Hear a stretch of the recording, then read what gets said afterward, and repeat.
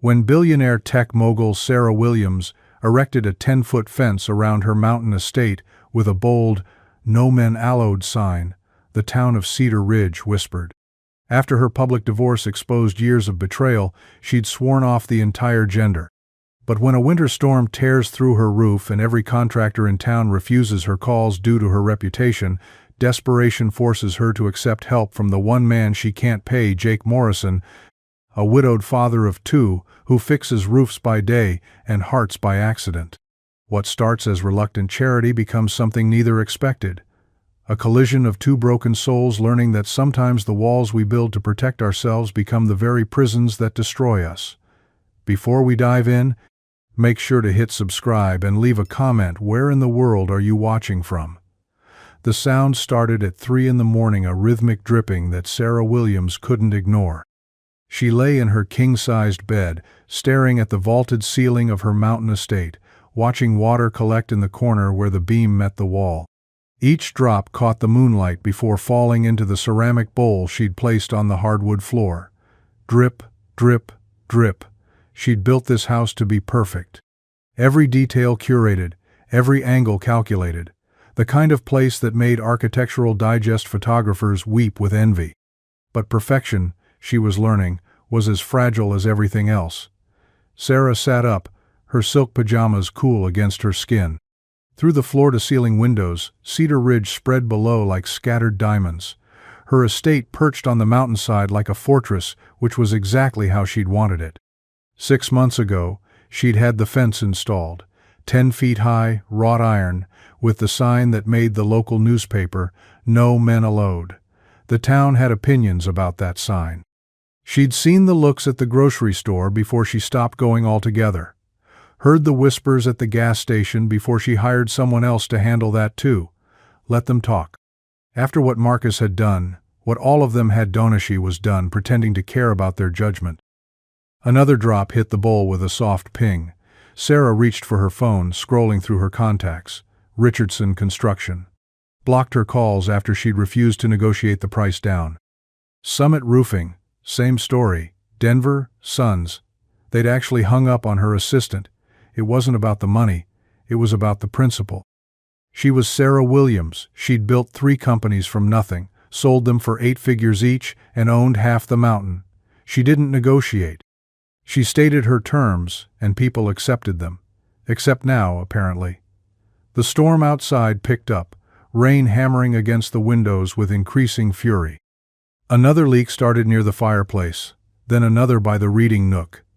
Sarah grabbed more bowls from the Kit Williams, her bare feet silent on the cold marble.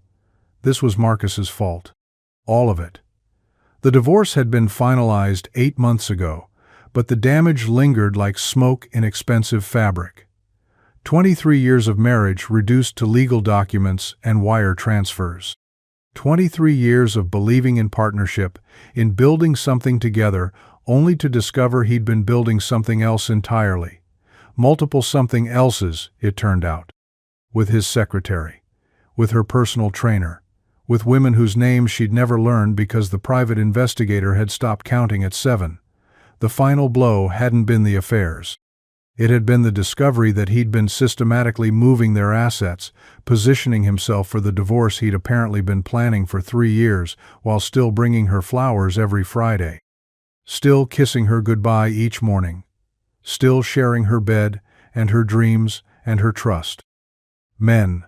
They were all the same. Takers. Users. Liars who wore sincerity like expensive cologne. Sarah placed another bowl under a new leak and realized she was going to run out of containers. The phone rang. "Ma'am?" Her assistant's voice carried worry, even through the speaker. "I know it's late, but I've been making calls about the roof situation. I'm afraid I have some challenging news." "Tell me." "Every contractor within 50 miles has declined." "Some quite emphatically." Sarah closed her eyes. "What exactly did they say?" A pause. "Most cited scheduling conflicts.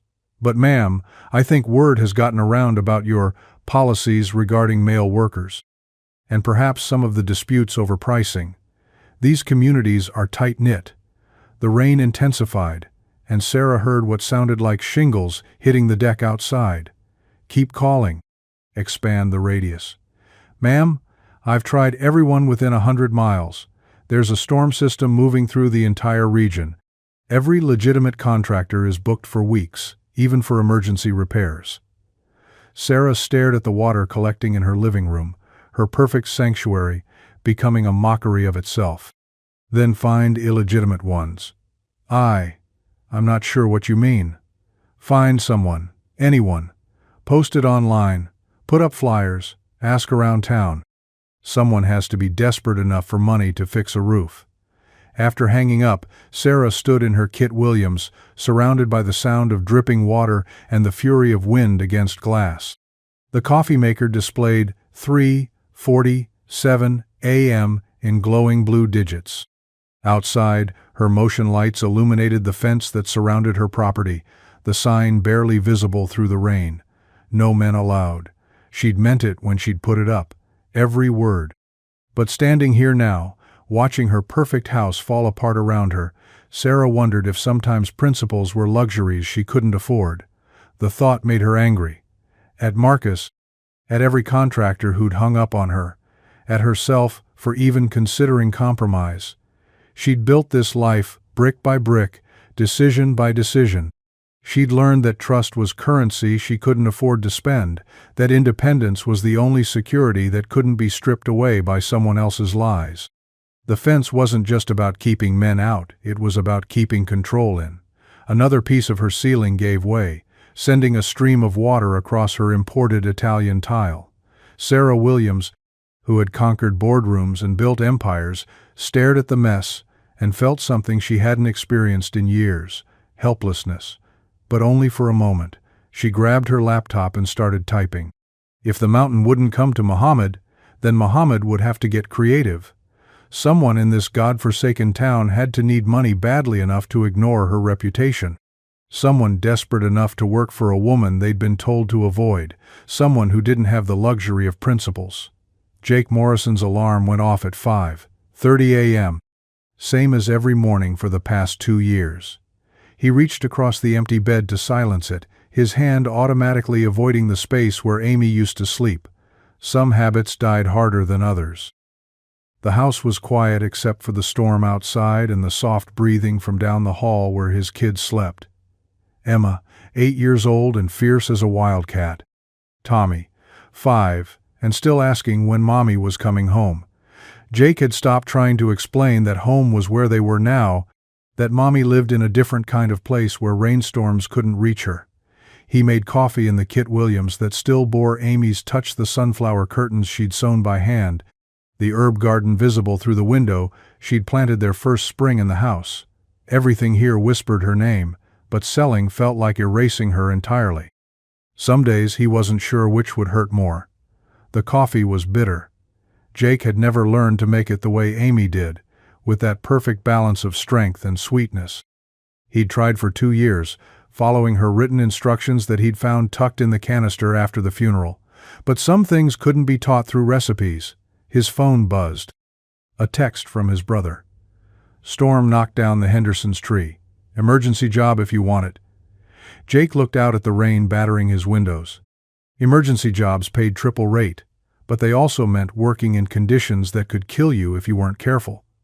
With 2 kids depending on him, careful had become his religion. But careful didn't pay Emma's school fees or Tommy's asthma medication or the mortgage on a house that felt too big and too small at the same time.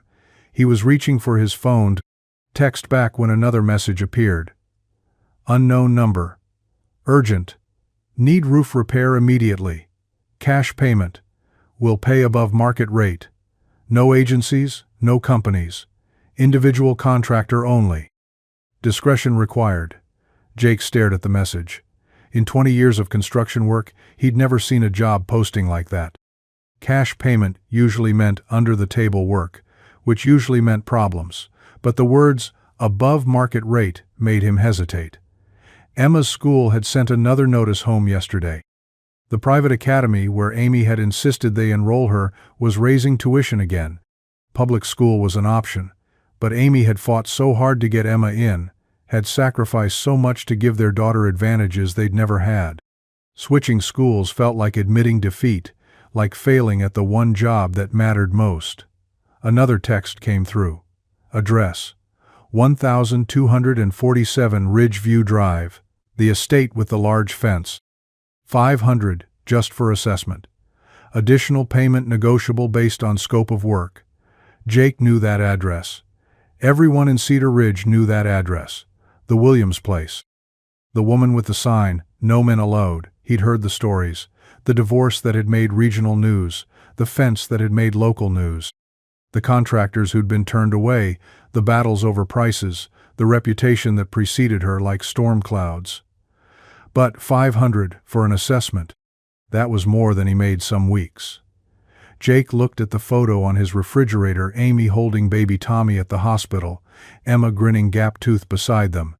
They'd been so happy then, so sure that love was enough to build a life on, before the cancer, before the medical bills, before learning that sometimes love wasn't armor against the world's sharp edges. He typed back, "Available this morning. What time?" The response came immediately. "As soon as possible. Back gate will be unlocked. Come alone." Jake finished his coffee, bitter as it was, and went to wake the kids. Mrs. Patterson next door would watch them. She'd been doing that more often lately. Seemed to understand that a single father sometimes had to take work when it came, even if it came from women with reputations and signs that made no sense. As he drove up the winding mountain road 40 minutes later, Jake tried not to think about what he was walking into. The estate loomed above him like something from a movie, all glass and stone and sharp angles that seemed designed to keep the world at bay. The sign was exactly as described. "No Men Allowed," bold letters on wrought iron that looked like it cost more than his truck.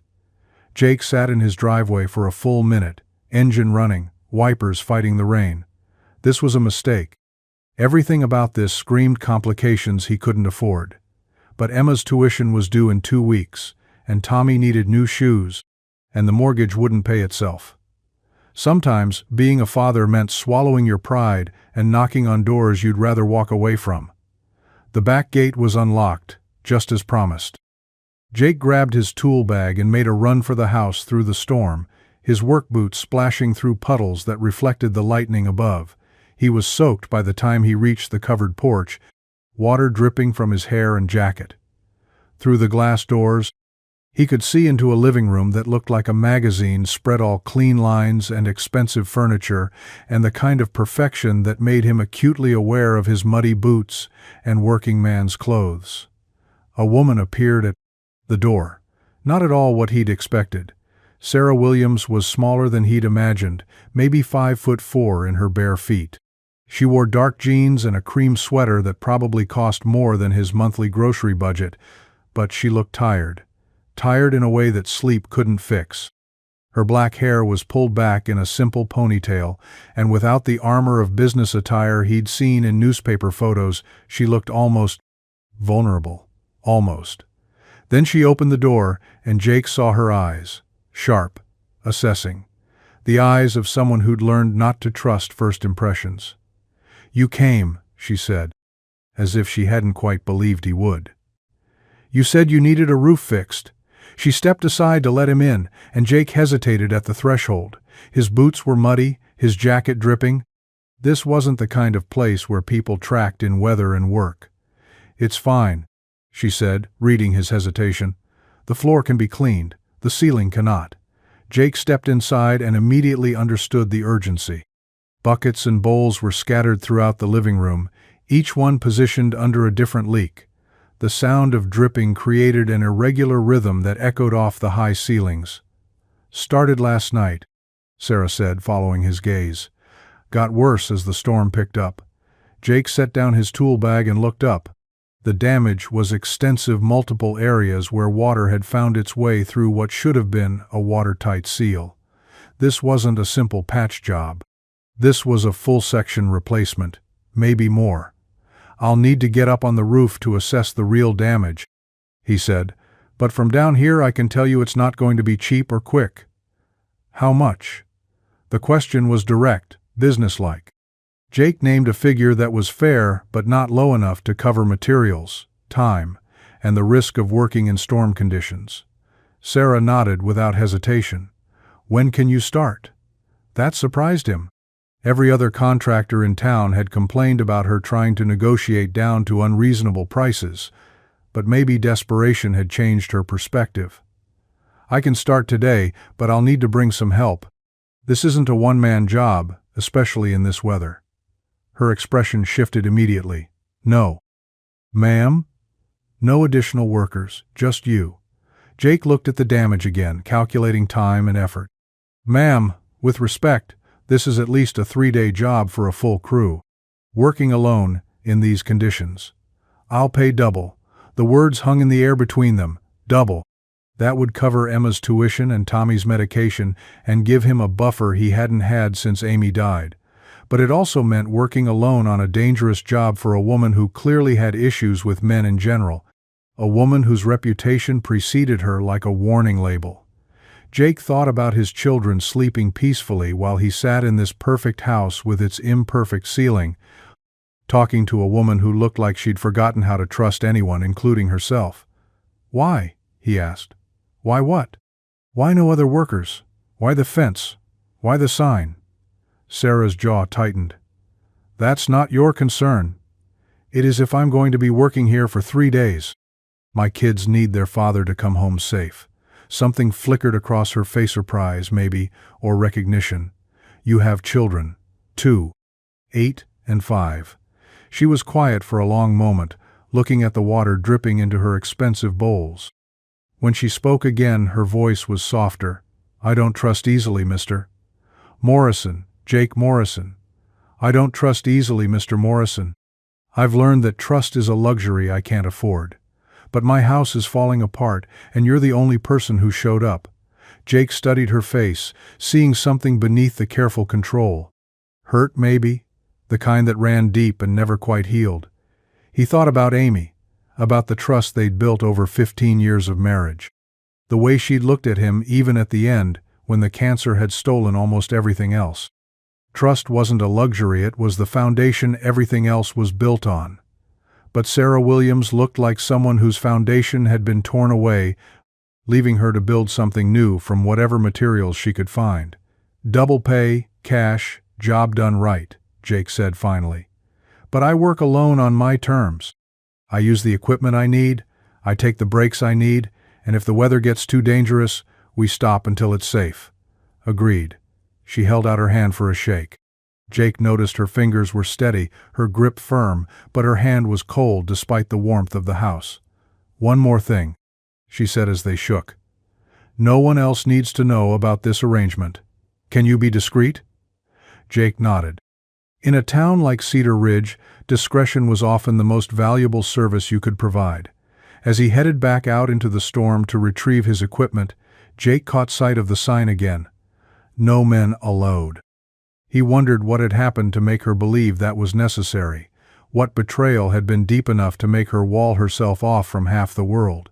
But everyone had their reasons for the walls they built. His were just different from hers. The rain was getting worse, and Jake had work to do. By noon, Jake had been on Sarah's roof for 3 hours, and she'd been watching him for 2 hours and 57 minutes. Not intentionally. At least, that's what she told herself as she moved from window to window in her home office, laptop open to spreadsheets she wasn't reading, conference calls she wasn't fully present for. But every few minutes, her eyes drifted to the figure working methodically across her slate tiles, seemingly unbothered by the rain that had everyone else in Cedar Ridge hiding indoors. He moved with the kind of confidence that came from decades of experience, no wasted motion, no hesitation. Even from her third-floor window, she could see the careful way he tested each step, the systematic approach to removing damaged shingles. This wasn't someone cutting corners or rushing through a job for easy money. Marcus had never worked with his hands. In 23 years of marriage, she'd never seen him fix anything, build anything, create anything that wasn't made of numbers and promises. He'd hired people for that, contractors who arrived in expensive trucks, charged premium rates, and left behind work that looked perfect but fell apart the moment it was tested. like their marriage. Sarah's phone buzzed. A text from her assistant. Board meeting moved to 2 p.m. Should I set up the conference room or would you prefer video from home? She glanced at the roof again. Jake was carefully lifting a damaged section, examining the underlayment beneath. His movements were precise, methodical, professional. Video from home, she typed back. And cancel my 4 p.m. I need to supervise some repairs. That wasn't entirely true. Jake Morrison didn't need supervision, that much was obvious. But something about having someone working on her property, someone she didn't know, made her feel unsettled in a way she couldn't quite name, or didn't want to name. At 12:30, she made coffee. Good coffee, the expensive kind she'd special ordered from a roastery in Seattle. Then she stood in her Kit Williams, staring at the full pot, realizing she'd made enough for 2 people. Force of habit. 23 years of marriage had programmed her to anticipate someone else's needs, to think in terms of we instead of I. Even now, 8 months after the divorce was finalized, she still sometimes set 2 places at the dinner table before catching herself. She poured 1 cup and put the rest away. Through the Kit Williams window, she could see Jake's truck in her driveway, a Ford that had seen better decades, rust eating at the wheel wells, a crack spider webbing across the windshield. The bed was loaded with tools and materials, everything secured with bungee cords and worn tarps. It was the truck of someone who used it for work, not status. Marcus had driven a Tesla, then a Porsche. Then whatever his latest midlife crisis demanded, always leased, always new, always saying something about who he wanted people to think he was. Sarah found herself wondering what Jake Morrison wanted people to think, then stopped the thought. She didn't care. This was a business transaction, nothing more. He would fix her roof, she would pay him, and he would leave. Simple, clean. No complications. The doorbell rang. Sarah opened it to find Jake standing on her porch, soaked through despite his rain gear. Up close, she could see he was younger than she'd initially thought, maybe 40, maybe 42. There were lines around his eyes that spoke of weather and worry, but his hands were steady as he pulled off his work gloves. I need to show you something, he said without preamble. The damage is worse than it looked from inside. She followed him out into the rain, immediately regretting the decision as water soaked through her sweater. Jake led her around to the side of the house where a ladder extended to the roofline. See this section here? He pointed to an area where several shingles had been removed, exposing the wood beneath. The problem isn't just the shingles. You've got rot in the decking, probably from a leak that's been slow and steady for months. Maybe longer. Sarah stared at the exposed wood, seeing the dark stains and soft spots that even her untrained eye could recognize as serious damage. How much longer to fix it? That's the thing. I can patch this, get you through the storm, but it's going to happen again. The right way to do this is to replace the entire section, maybe 20 feet by 30 feet. New decking, new underlayment, new shingles. How much? Jake named a figure that made her blink. Not because it was too high she'd expected expensive, but because it was lower than what the other contractors had quoted for much smaller jobs. That's all? That's fair, he said, studying her face. Ma'am, can I ask you something? Sarah tensed. What? What did those other contractors quote you? She told him. His expression shifted from confusion to something that looked like anger. They were gouging you, he said flatly, taking advantage because they thought you had more money than sense. I do have more money than sense, Sarah said before she could stop herself. Jake was quiet for a moment, rain dripping from his hair. No, ma'am, you don't.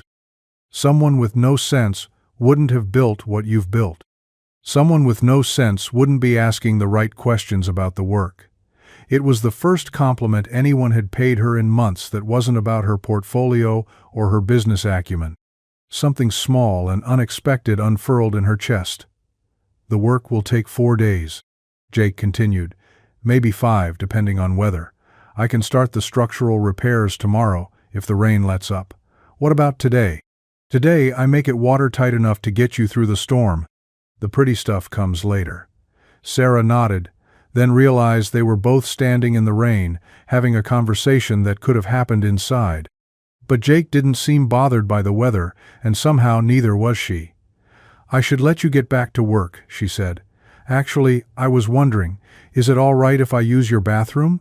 Been up there for 3 hours." The request was so normal, so human, that it caught her off guard. "Of course." Kit Williams' door, down the hall to the left. Jake disappeared inside, and Sarah stood alone in her rain-soaked yard, looking up at her house.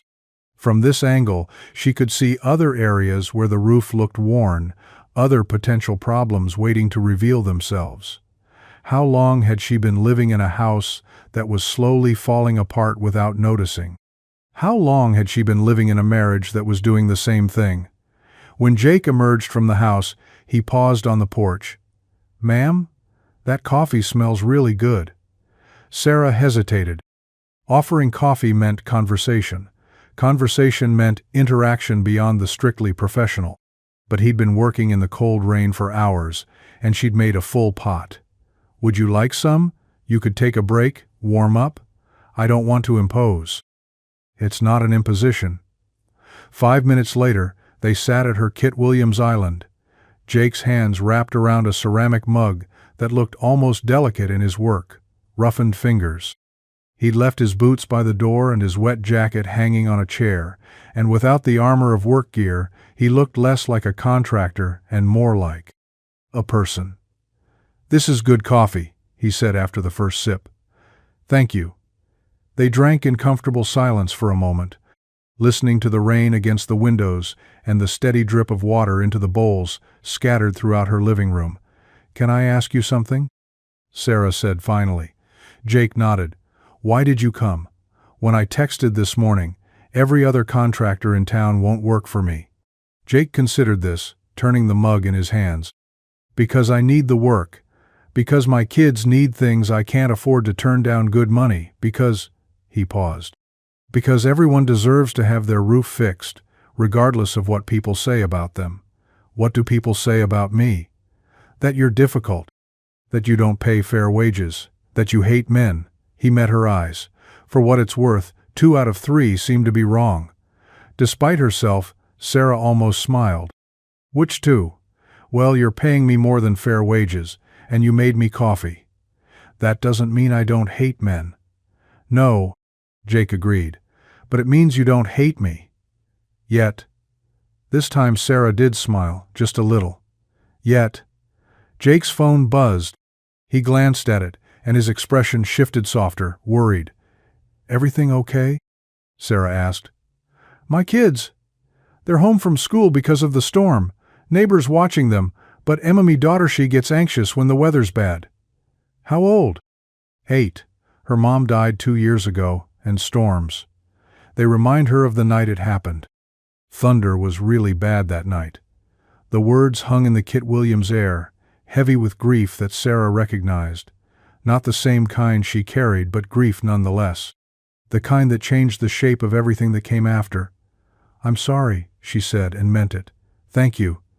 Jake finished his coffee and stood. "I should get back to work. Want to get as much done as possible before the next wave of rain hits." Sarah watched him put his jacket back on, transform from the man who'd shared coffee and grief into the contractor who'd fix her roof. But something had shifted between them. Some small barrier lowered. "Jake," she said as he reached for the door. He turned. "If you need to check on your kids, or if they need you to come home early, just say so. The roof can wait." For a moment he looked surprised, then grateful. "Thank you. But they're safe with Mrs. Patterson. And you need this fixed." After he left, Sarah returned to her office, but the spreadsheet seemed even less important than before. Through her window she could see Jake back on the roof, working steadily despite the wind that was picking up again. She found herself thinking about his children. 8 and 5, he'd said, losing their mother so young. She wondered what that kind of loss did to a family, how a single father managed work and grief and the daily business of keeping children safe and loved. Marcus had never wanted children. Too expensive, he'd said.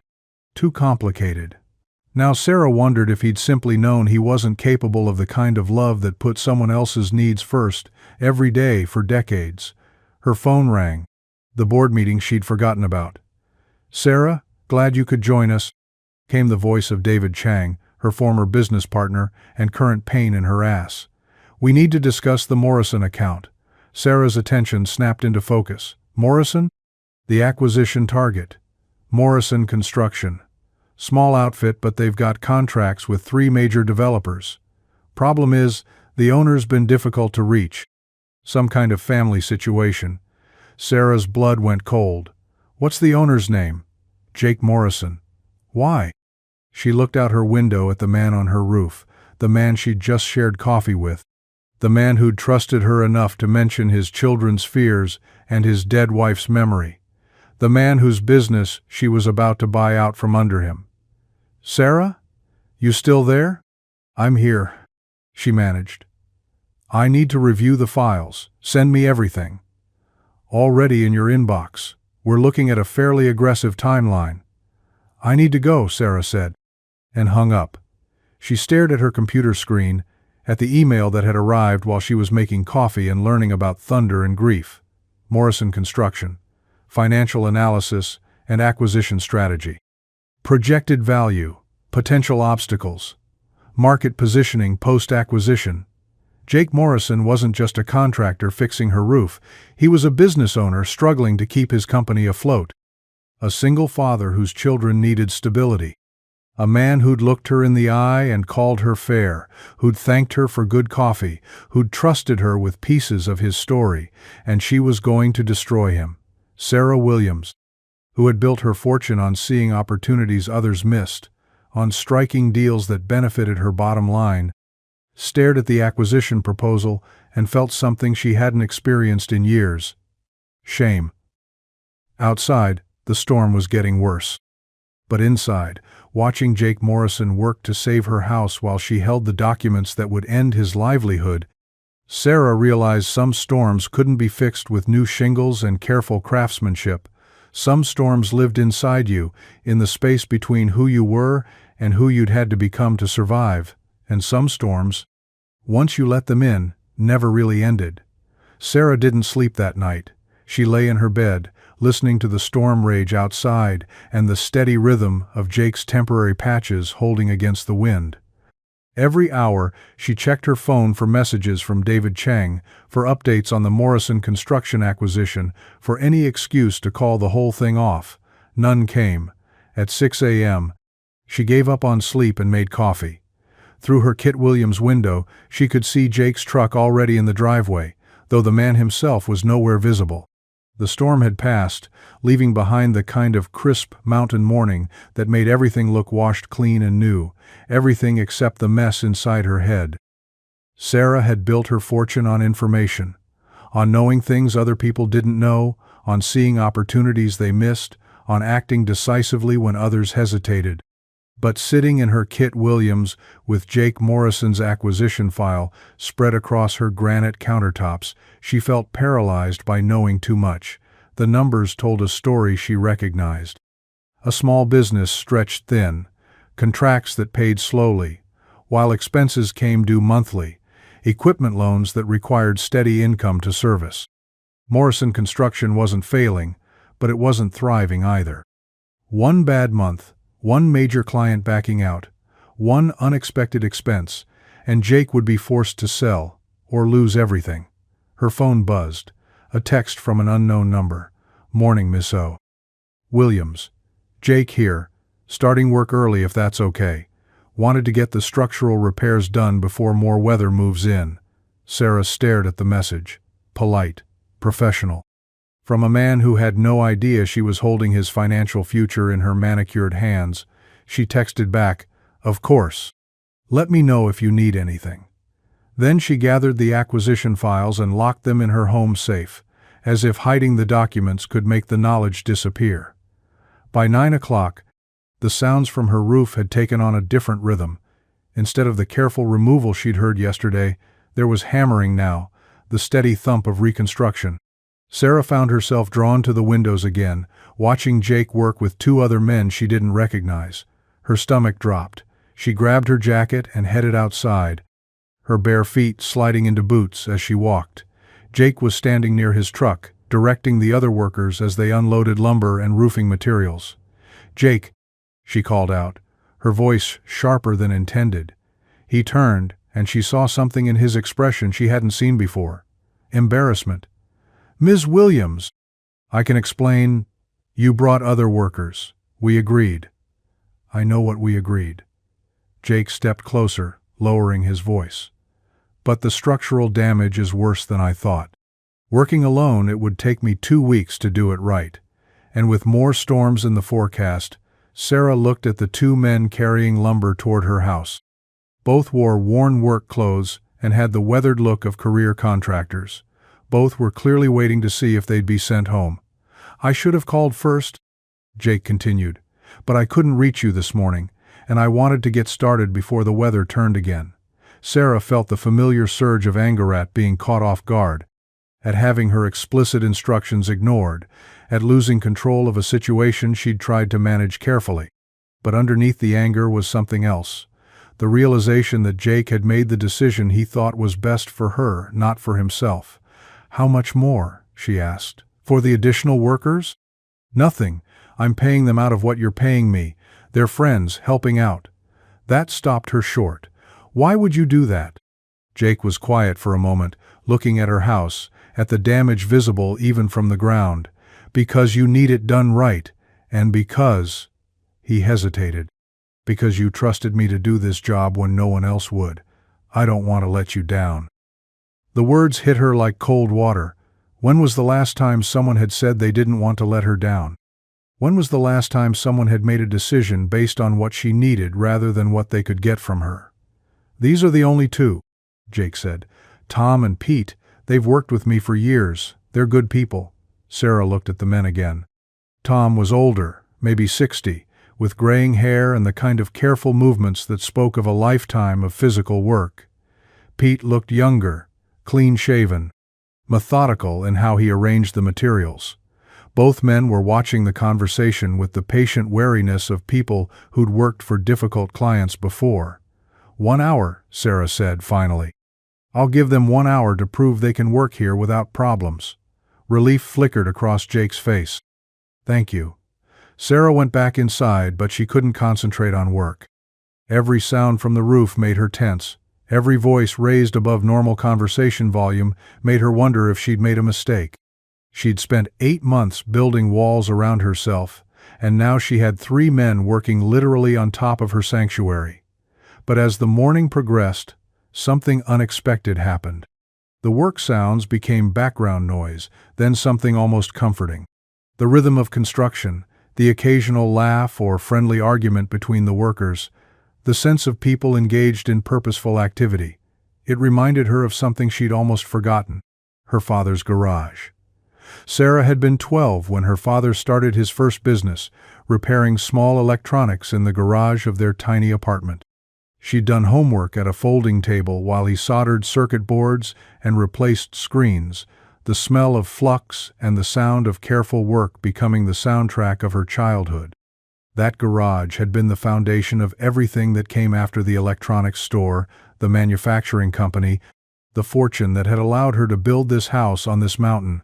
Her father had never gotten to see the house. He died 3 years before she'd bought the land, but sometimes she wondered what he would have thought of his daughter's fortress of solitude, her careful isolation from the messy complications of trusting other people. At noon, her doorbell rang. Jake stood on her porch, hat in hand, looking uncertain. "Ms. Williams? I was wondering if I could use your Kit Williams sink. The outside spigot is frozen and we need to clean up before lunch." "Of course." She led him inside, hyper-aware of his presence in her space. Jake moved carefully, respectfully, taking off his boots without being asked, keeping his dirty work clothes away from her furniture. "The other men, Tom and Pete, they can use the sink too?" Jake paused. "If that's all right. I know you weren't expecting. It's fine." But when Tom and Pete came inside, Sarah felt her anxiety spike. 2 strangers in her house, muddy and tired and male. She retreated to her office, listening to their voices in her Kit Williams, the unfamiliar sound of multiple people in her space. 20 minutes later, Jake knocked on her office door. "We're done. Thank you for letting us use the sink." Sarah looked up from her laptop, where she'd been staring at the same spreadsheet cell for 15 minutes.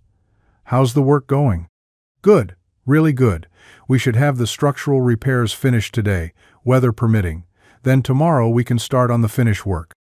"And your friends, Tom and Pete?" Jake's expression shifted, became more careful. "They're good workers, reliable. But if you're not comfortable, they seem professional." "They are. Tom's been in construction for 40 years. Pete just started his own business last year, but he's solid. Learned the trade from his grandfather." Sarah nodded, then found herself asking, "What did you tell them? About working here?" "That you needed a roof fixed and you were paying fair wages for good work, that's all. Nothing about the sign, the fence?" Jake met her eyes. "Your reasons for privacy are your business, Ms. Williams. Not theirs, not mine." The simple respect in his voice caught her off guard. How long had it been since someone had acknowledged her right to keep parts of herself private without demanding explanations? "Jake," she said, then stopped. She'd been about to ask about his business, about Morrison Construction, about whether he was struggling to keep it afloat, but the words wouldn't come. "Yes, ma'am?" "Nothing, just thank you for handling this professionally." After he left, Sarah sat in her office, staring at her phone. David Chang had called twice while she was talking to Jake, leaving voicemails about timeline expectations and market positioning. The acquisition was moving forward whether she participated actively or not. She thought about Jake's truck, about the rust and the cracked windshield, and the careful way he'd secured his tools. She thought about his children, about an 8-year-old girl who was afraid of storms because they reminded her of the night her mother died. She thought about Tom, 40 years in construction, probably looking forward to retirement if he could save enough. About Pete, just starting his own business, trying to build something that would last, all of them depending on Morrison Construction for work. All of them about to lose their livelihood to a spreadsheet and a board meeting. Sarah opened her laptop and began typing an email to David Chang, then deleted it. Started again. Deleted it again. Outside, the sounds of construction continued, steady, purposeful. The sound of people building something instead of tearing it down. At 4 o'clock, Jake knocked on her door again. "We're finishing up for the day. Wanted to show you what we got done." Sarah followed him outside and immediately saw the difference. Where yesterday there had been visible damage and emergency patches, now there was new wood, clean lines, the beginning of proper repair. "This section here," Jake pointed to a large area of fresh decking. "That's all new, solid, should last 20 years, maybe more. It looks good. Tom did most of this work. He's got an eye for structural integrity that comes from decades of experience." Sarah looked at the careful craftsmanship, the precise cuts and seamless joints. Where did he learn to work like this? His father, who learned from his father. 3 generations of carpenters. Pete's the same family trade, family businesses, generational knowledge passed down from father to son. The kind of continuity Sarah had never had, never thought she wanted. The kind of continuity her acquisition would destroy. "Jake," she said, the words coming out before she could stop them. Is business good? Morrison Construction?" He was quiet for a moment, and she could see him deciding how much truth to share. "It's been better, but we're managing." "Why?" "Just wondering. You seem to have good people working for you. The best. Tom and Pete. Couple others. We take care of each other." Sarah nodded, not trusting herself to say more. As Jake loaded his tools and prepared to leave, she stood in her driveway watching 3 men who had no idea their lives were about to change. Tom waved goodbye as he climbed into his truck. Pete called out, "See you tomorrow, Ms. Williams," with a kind of casual friendliness that suggested he'd already forgotten about her reputation. Jake paused at his truck door. "Ms. Williams, I want to thank you again for giving us a chance today. I know having additional workers wasn't what you wanted. They did good work. They did. And they respect your privacy. You don't have to worry about that." After they left, Sarah stood alone in her driveway as shadows lengthened across her property. The work sounds were gone, replaced by the evening quiet of mountains and wind through trees. Her phone buzzed. David Chang, again. Sarah, need your sign-off on the Morrison timeline. Board meeting tomorrow at 2 p.m. to finalize acquisition strategy. Your input critical for success. Sarah stared at the message, then at her house where 3 men had spent the day rebuilding something that had been broken. Tomorrow, she would sit in a conference room and discuss the strategic value of destroying Jake Morrison's business. She would talk about market positioning and asset acquisition and the inevitable logic of consolidation. She would do it because it was good business, because it was what she'd built her career on, because backing out now would raise questions she wasn't prepared to answer. But tonight, she would sit in her Kit Williams and listen to the silence where work sounds had been, and wonder when she'd become the kind of person who could share coffee with someone while planning their destruction. The answer, she realized, was simple. She'd become that person the day she decided that survival was more important than connection, the day she chose safety over trust, the day she put up a fence around her heart and told herself it was protection, not prison. But some prisons, once you recognized them, became harder to live in. The board meeting was scheduled for 2 p.m., but Sarah arrived at the Morrison construction office at 11 a.m. She'd spent the morning lying awake, then pacing her house, then driving aimlessly through Cedar Ridge until she found herself pulling into the gravel lot of a converted warehouse on the outskirts of town. The building looked like it had seen better decades-faded brick, windows that needed washing, a hand-painted sign that was weathered but still readable. Morrison Construction. Family-owned. Since 1987. Jake's truck wasn't there yet, but Tom's was. And Pete's. Through the large bay doors, she could see equipment and materials organized with the kind of careful efficiency that spoke of people who couldn't afford waste. Sarah sat in her car for 20 minutes, engine running, trying to convince herself to leave. This was a mistake. Showing up unannounced, inserting herself into Jake's workspace, crossing professional boundaries she'd established for good reasons. But she couldn't stop thinking about the way he'd looked at her house yesterday, the pride in his voice when he'd talked about Tom's craftsmanship and Pete's dedication. The way he'd said, "We take care of each other," as if it was the most natural thing in the world. When had she stopped believing that people could take care of each other?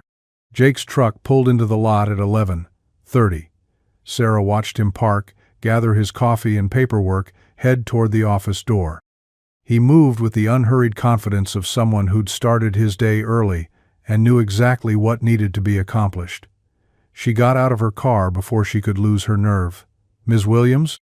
Jake stopped halfway to the door, surprise clear on his face. "Is everything all right? Problems with the roof?" "No problems. I wanted to see your operation, if that's okay." Jake studied her face, and she could see him trying to read her motivations. "Of course. Though it's not much to look at." He led her through the bay doors into a space that was organized chaos. Tools hanging on pegboard walls, blueprints spread across work tables, the smell of sawdust and motor oil and decades of honest work.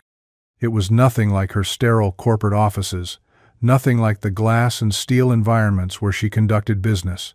It reminded her of her father's garage. "Tom, Pete," Jake called out. "Williams is here." Both men looked up from a blueprint they'd been studying, surprise flickering across their faces before settling into the polite wariness she'd seen yesterday. "Williams," Tom nodded. "Good to see you again." "Everything okay with the roof work?" Pete asked. "Everything's fine. I just wanted to understand the business better, the people I'm working with." Jake gestured toward his office, a glass-walled space in the corner of the warehouse. "Would you like some coffee? It's not as good as yours, but it's hot." Sarah followed him into the office, taking in the details that told the story of Morrison Construction. Family photos on the desk, Jake with 2 children, all 3 of them laughing. A woman with kind eyes who must have been his wife. Awards from the Chamber of Commerce, Better Business Bureau, Local Contractors Association. Financial documents scattered across the desk, invoices and estimates and payment schedules. Jake poured coffee from a pot that had seen better years, handed her a mug with the company logo. "So, what can I tell you about our operation?" Sarah sipped the coffee. He was right. It wasn't as good as Herson tried to find words for what she was doing here. "How long have you been in business?" "Took over from my dad in 2015. He started the company in '87, built it from nothing. One truck, a few tools, a lot of determination. And now? Now we've got 4 full-time employees, dozen or so part-timers we call in for bigger jobs. We handle everything from residential repairs to commercial construction. Nothing huge, but steady work." Sarah looked out through the glass wall at Tom and Pete, still bent over their blueprints. "They seem dedicated." "They are. Tom's been with us since my dad's time. Pete's newer, but he's got the instincts. Good people are hard to find in this business. And if something happened to Morrison Construction, if you had to sell or close?" Jake's expression shifted, became more guarded. "Why would you ask that?" Sarah felt the weight of the acquisition documents in her briefcase, the 2 p.m. meeting that was approaching whether she attended or not. Just curious about the challenges small businesses face. Well, Tom's close to retirement, but he can't afford to stop working. His wife's been sick, medical bills. Pete just bought a house, first-time homeowner, counting on steady employment to make his mortgage payments. The other guys, they've got families, responsibilities. If Morrison Construction disappeared tomorrow, it wouldn't just affect me. Jake leaned back in his chair, studying her face. "Ms. Williams, can I ask you something?" Sarah nodded, though her heart was beating faster. "What do you do?" "For work, I mean." "I know you're successful, obviously." He gestured vaguely in the direction of her mountain estate. "But what's your business?" This was it. The moment where she could tell him the truth, explain about Williams Industries and acquisition strategies and the board meeting that would determine his future. The moment where she could give him a chance to fight back, or at least prepare. "Technology consulting," she heard herself say, "helping companies optimize their operations." It wasn't exactly a lie. Williams Industries did own several tech consulting firms. But it wasn't the truth either, and Jake deserved the truth. That must be interesting work. It can be, though sometimes you have to make decisions that affect people's lives in ways they don't expect. Jake nodded. "I imagine that's hard, having that kind of responsibility." Sarah looked at him, this man who was worried about Tom's medical bills and Pete's mortgage, who'd brought friends to help with her roof repair and paid them out of his own fee, who spoke about responsibility as if it was something you carried for others, not something you wielded over them. "Jake," she said, then stopped. "Yes? If someone wanted to buy Morrison Construction, would you sell?" The question hung in the air between them. Jake was very still, his coffee mug halfway to his lips. "That's a strange question to ask. Hypothetically." Hypothetically. Jake set down his mug, looked out at his employees, at the business his father had built and he'd inherited. "I'd have to think about what was best for everyone, not just me." "And what would be best?" "Depends on the buyer. Depends on what they wanted to do with the company, with the people. If someone wanted to buy us just to shut us down, eliminate competition, fire everyone and sell the equipment." Jake shook his head. "That wouldn't be best for anyone except the buyer." Sarah felt something cold settle in her stomach. That was exactly what Williams Industries would do. Acquire Morrison Construction, absorb their contracts, eliminate redundancy, sell the assets. Standard business practice. Efficient. Profitable. Devastating. But if the right buyer came along, Jake continued, someone who understood what we've built here, who wanted to help us grow instead of just consuming us, that might be different. You think there are buyers like that? I have to believe there are. Otherwise, what's the point of building anything? Sarah's phone buzzed. A text from David Chang. Conference room ready. Acquisition documents finalized. See you at 2. She stared at the message, then at Jake, who was looking at his own phone with a frown. Problem? She asked. Emma's school. She's in the nurse's office. Says her stomach hurts. Might need to pick her up early. The 8-year-old? The one who's afraid of storms? Jake looked surprised that she'd remembered. Yeah, she gets anxious sometimes, especially when I'm working somewhere new. She worries I won't come home.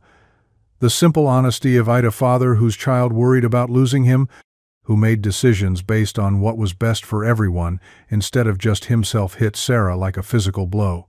She stood abruptly. I should go, let you get back to work. Miss Williams, wait. Jake stood too. Is everything all right? You seem upset. Sarah looked at this man who'd fixed her roof and made her coffee and worried about his employees and his daughter. This man whose life she was about to destroy for the sake of market positioning and quarterly returns. Jake, she said, her voice steadier than she felt. If someone told you that your business was in danger, that someone was planning to hurt you and your employees, what would you do? Jake's expression grew serious. I'd want to know who and why, and if there was anything I could do to protect my people. Sarah nodded, not trusting herself to speak. Miss Williams, if you know something, I have to go, she said, and left before he could finish the question. Sarah drove back to her house in a haze, her mind spinning between the board meeting in 2 hours and the look on Jake's face when he talked about protecting his people. She sat in her Kit Williams, staring at her phone, at the acquisition documents spread across her table. At 1:45, David Chang called. Sarah, where are you? We're about to start. I'm not coming. What?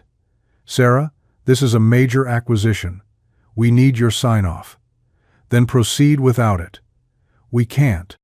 Your stake in Williams Industries means we need your approval for acquisitions over $5 million. You know that. Sarah closed her eyes. She did know that. She'd structured it that way specifically to maintain control over major decisions. Sarah, what's going on? This isn't like you. Maybe that's the problem. Look, if you're having second thoughts about the Morrison deal, we can discuss terms. But backing out entirely doesn't make business sense. This is a solid acquisition. For who? For us.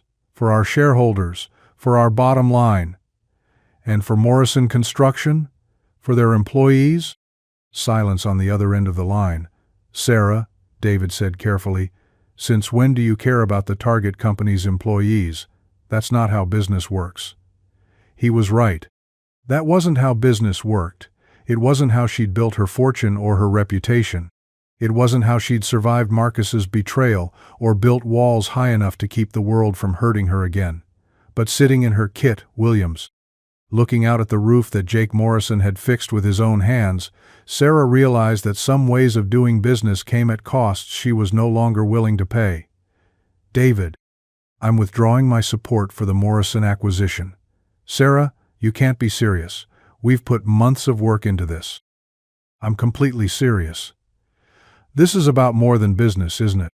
Jesus, Sarah, please tell me you're not personally involved with this Morrison guy. Sarah thought about the question. Was she personally involved? She'd shared coffee with him, learned about his children, watched him work with care and precision on her house.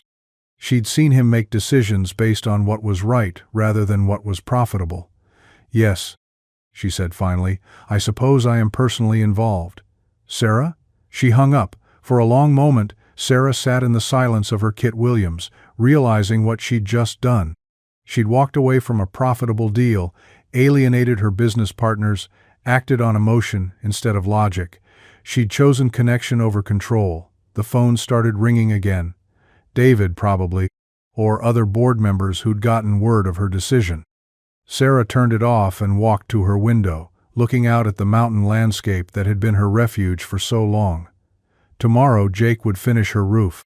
He'd pack up his tools and his careful craftsmanship and drive away, not knowing how close he'd come to losing everything. Not knowing that a woman who'd sworn off trusting men had chosen to trust him instead. Sarah Williams, who had built her life on information and control and the careful management of risk, had just made the most dangerous decision of all. She'd chosen to care about someone else's well-being more than her own profit. And for the first time in years, she felt something that had nothing to do with business success or financial security. She felt hope. Jake arrived the next morning to find Sarah waiting on her porch with 2 cups of coffee and an expression he couldn't quite read. "Morning," he said, accepting the cup she offered. The coffee was perfect the way she'd made it that first day, with that careful balance he'd noticed but hadn't mentioned. "Morning. How's Emma?" Jake paused, surprised she'd asked. "Better. Turned out she wasn't really sick, just worried. She does that sometimes when I'm working somewhere new." "Worried about what?" "That something will happen to me, that I won't come home." Jake sipped his coffee, looking out at the mountain view that still took his breath away even after 3 days of working here. After her mom died, she got it in her head that people she loves just disappear sometimes. Sarah was quiet for a long moment. "That's a heavy burden for an 8-year-old. "Yeah, we're working on it. Therapy helps, but mostly she just needs consistency. Needs to know I'll be there when I say I will." "And you always are?" "I try to be. It's the most important part of the job, being her dad." They stood in comfortable silence, drinking coffee and watching the morning light move across the valley below. Jake found himself wondering about Sarah Williams' life, about what it was like to live in this beautiful isolation, to have built something so impressive and so solitary. "Jake," Sarah said finally, "can I ask you something personal?" "Sure." "Do you ever think about remarrying, giving Emma and Tommy a mother?" The question caught him off guard. It was more personal than anything she'd asked before, and there was something in her voice, no curiosity, exactly, but something deeper. "I think about it sometimes," he said honestly. "The kids ask about it occasionally, but—" He paused, trying to find the right words. "Amy, was it for me, you know? We met in high school, got married at 22, had 15 years together before the cancer. I'm not sure I know how to love someone new. But you're not opposed to the idea?" Jake studied her face, wondering where this was coming from. "I'm not opposed to it, but it would have to be someone who understood that Emma and Tommy come first, always. Someone who could love them, not just tolerate them. That seems reasonable." "What about you?" Jake asked. "Ever think about trying again? Marriage, I mean." Sarah's expression shifted, became more guarded. "I was married for 23 years. That was enough." "Bad divorce?" "The worst kind. The kind where you discover the person you trusted most in the world was systematically betraying you for years." Jake winced. "I'm sorry. That's a special kind of hell." It was. But it taught me something important. You can't trust someone just because you love them. You can't assume good intentions just because someone says the right words. That's a lonely way to live. Sarah looked at him sharply, as if he'd said something unexpected. "It's a safe way to live." Sometimes those are the same thing. They finished their coffee in silence, and Jake went to work. Tom and Pete arrived shortly after, and the 3 of them settled into the rhythm of finished work, the careful installation of new shingles, the precise sealing of joints, the attention to detail that would keep Sarah's house dry for decades to come. But Jake found his mind wandering to their conversation, to the sadness in Sarah's voice when she'd talked about trust and betrayal. He'd seen that look before, in clients who'd been burned by contractors, in friends who'd gone through bitter divorces. The look of someone who'd decided that walls were safer than bridges. Around noon, Jake's phone rang. "Emma's school again. Mr. Morrison? This is Principal Hayes." "Emma's fine, but she's asking to speak with you. She says it's important." Jake stepped away from his work, concerned. "Put her on." "Daddy?" Emma's voice was small, worried. "Hey, sweetheart, what's wrong? Are you coming home today?" "Of course I'm coming home. I come home every day. But you're at the scary lady's house." Jake glanced toward Sarah's Kit Williams window, wondering if she could hear the conversation. "She's not scary, Em. She's just private. Tommy says she hates kids. Tommy doesn't know what he's talking about. She doesn't hate kids. But the sign says no boys allowed, and Tommy's a boy." Jake smiled despite himself. "The sign says no men allowed, and Tommy's not a man yet. He's got a few years." Emma giggled, and Jake felt some of the tension leave his shoulders. "Daddy?" "Yeah? Will you bring me something from the scary lady's house? Like a rock or something? So I know you were really there, and you're really coming home? The request was so earnest, so rooted in an 8-year-old's logic, that Jake felt his heart squeeze. I'll see what I can do, kiddo. After he hung up, Jake stood looking at Sarah's property, trying to see it through his daughter's eyes. The high fence, the imposing sign, the isolation, it probably did seem scary to a child, but he'd seen something else here over the past 3 days. Loneliness, maybe? The kind of careful protection that came from being hurt badly enough to wall yourself off from the world. Everything okay? Tom asked, walking over. Yeah. Emma being 8. Tom nodded knowingly. My granddaughter's about that age. World seems like a big, scary place when you're small. Yeah. Jake looked at the house again. Tom, what do you think of Miss Williams? Honestly, I think she's lonely as hell. Rich as sin, but lonely as hell. What makes you say that? Been watching her watch us work. She's at those windows constantly, like she's hungry for the sound of people doing things. And that Kit Williams of hers saw it when I used the bathroom yesterday. It's set up for 1 person, but there's signs everywhere that it used to be set up for 2. She's got a dining table that seats 8, but there's only 1 chair that looks used. Jake had noticed the same things but hadn't put them together quite that way. Also, Tom continued, she made us lunch yesterday. Sandwiches and soup, really good stuff. But when Pete thanked her for it, she looked surprised. Like she wasn't used to being thanked. Maybe she's just not used to having workers around. Maybe, or maybe she's not used to having anyone around. That afternoon, as they finished the final details of the roof repair, Jake found himself thinking about Emma's request and Tom's observations. When Sarah appeared on the deck below, checking on their progress, he made a decision. Ms. Williams, he called down. Could I ask you a favor? She looked up, shading her eyes against the sun. What kind of favor? This is going to sound strange, but my daughter asked me to bring her something from your house, like a rock or something. She has anxiety about me working in new places. And she thinks if she has something from here, it proves I was really here and I'm really coming home. Sarah was quiet for so long that Jake wondered if he'd overstepped. Then she said, How old is she again? 8. And she's worried about you? She worries about everyone she loves. It's how she deals with losing her mom. Sarah disappeared inside, and Jake went back to work, wondering if he'd made her uncomfortable. But 15 minutes later, she reappeared carrying a small box. Would this work? She asked, holding it up. Jake climbed down from the roof to see what she was offering. Inside the box was a smooth piece of quartz, about the size of a golf ball, with veins of gold running through it. I found it when I was having the foundation dug, Sarah explained. The contractor said it was probably worth keeping, but I never knew what to do with it. Jake picked up the stone, feeling its weight, admiring the way the gold caught the light. This is beautiful, but it looks valuable. I can't. It's not valuable to me sitting in a box. But if it helps an 8-year-old girl worry less about her father, then it becomes the most valuable thing in my house. The simple generosity of it, the understanding behind it, caught Jake off guard. Thank you, she'll love it. What's her name again? Emma. Emma! Sarah repeated the name as if testing how it sounded. Does she look like you? Everyone says she looks like her mom, but she's got my stubborn streak. And the boy, Tommy? He's all me, unfortunately. Same cowlick, same tendency to get into trouble. Sarah smiled, the first real smile Jake had seen from her. They're lucky to have you. I'm lucky to have them. As Jake and his crew packed up their tools, Sarah stood on her deck watching the process with something that looked like reluctance. The work was done. The roof was solid, properly sealed, built to last.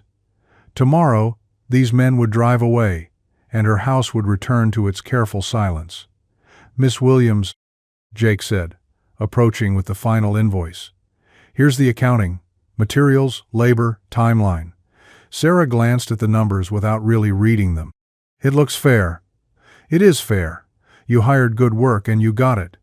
She signed the check, her movements automatic, professional. But when she handed it back, she didn't immediately let go.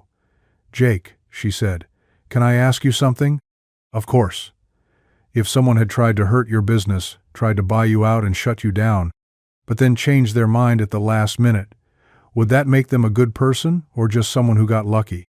The question was so specific, so loaded with something Jake couldn't identify, that he paused in surprise. "I guess it would depend on why they changed their mind," he said finally. "If they realized they were about to hurt people and decided that mattered more than whatever they were trying to gain, then yeah, that would make them a good person. Even if they were the one who set the whole thing in motion to begin with? Everyone makes mistakes.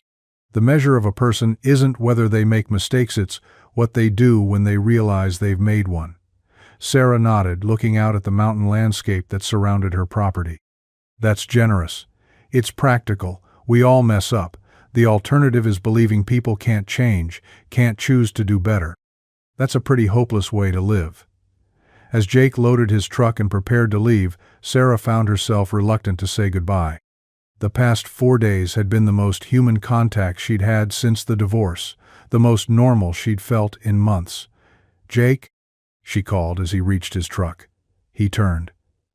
"If you ever need additional work, bigger contracts, someone to refer you to other clients, I know people. In the construction industry, in development, I could make some calls." Jake studied her face, as if trying to read what she wasn't saying. "That's generous. But why would you do that?" "Because you do good work, because you deserve success.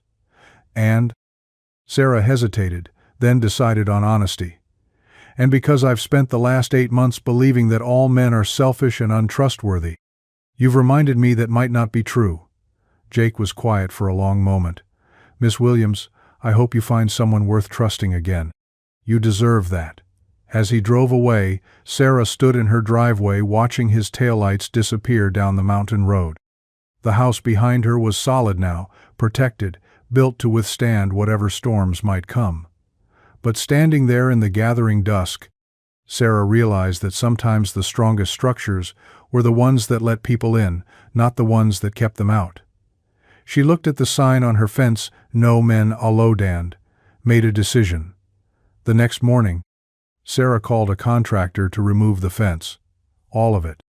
The wrought iron, the imposing height, the signs that had kept the world at bay for 8 months. She kept one thing, the small piece of quartz that Jake had shown his daughter, with its veins of gold running through ordinary stone. She placed it on her Kit Williams windowsill, where the morning light would catch it, where it would remind her that sometimes the most valuable things were the ones you gave away. 3 weeks later, Jake Morrison received a call from a development company in Denver. They'd heard about Morrison Construction from a mutual contact, were interested in discussing a long-term partnership for a major residential project. The kind of contract that could change everything for his small business. When Jake asked who had recommended them, the developer mentioned a consulting firm called Williams Industries. Jake smiled, remembering coffee and a perfect Kit Williams, and the way Sarah Williams had looked when she'd chosen to trust him with her roof. Some repairs, he thought, went deeper than shingles and structural damage. Some repairs were about learning to trust again, one conversation at a time. In her house on the mountain, with sunlight streaming through windows no longer hidden behind barriers, Sarah Williams made coffee for one and found herself hoping that someday she might need to make enough for 2, or maybe even 4. If an 8-year-old girl and her 5-year-old brother ever came to visit the woman who'd given their father a chance when no one else would, the woman who'd learned that the strongest walls weren't the ones that kept people out, but the ones that kept love safe once you'd decided to let it in,